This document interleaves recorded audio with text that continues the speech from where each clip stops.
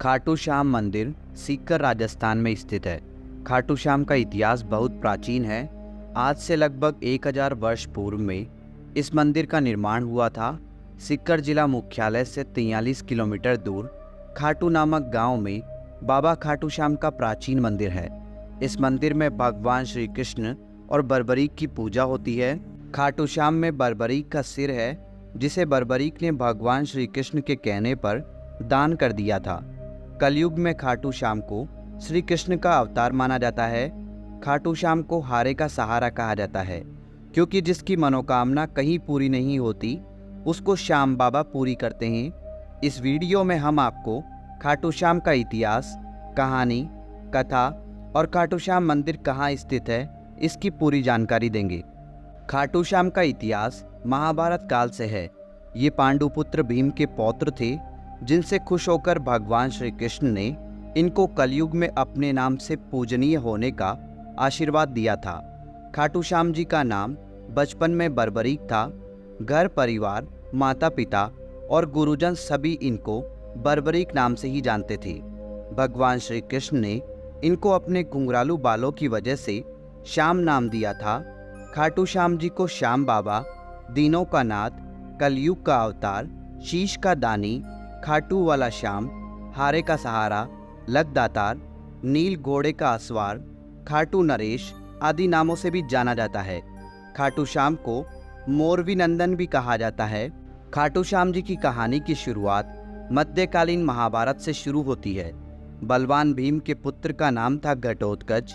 घटोत्कच का विवाह दैत्य राजा मूर की पुत्री कामक कंटकटा, जिसे मौरवी के नाम से भी जाना जाता है, के साथ हुआ था।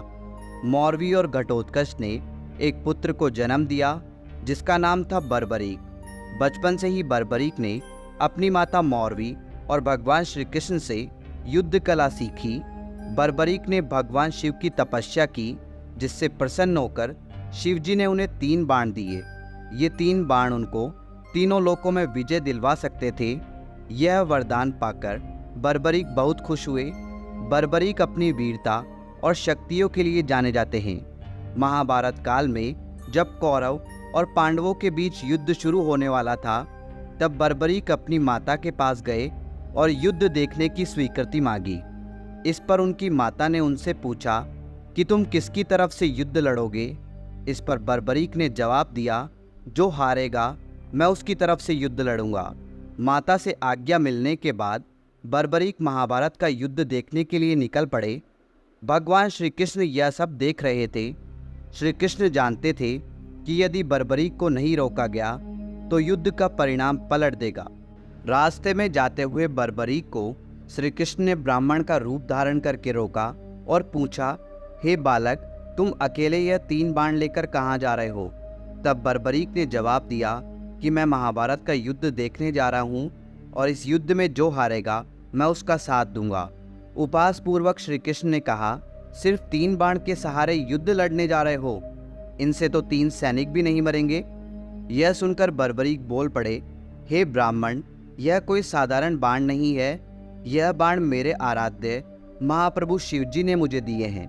3 बाण तो क्या, सिर्फ एक बाण एक पल में युद्ध को खत्म कर देगा। हालांकि यह बात श्री कृष्ण पहले से जानते थे।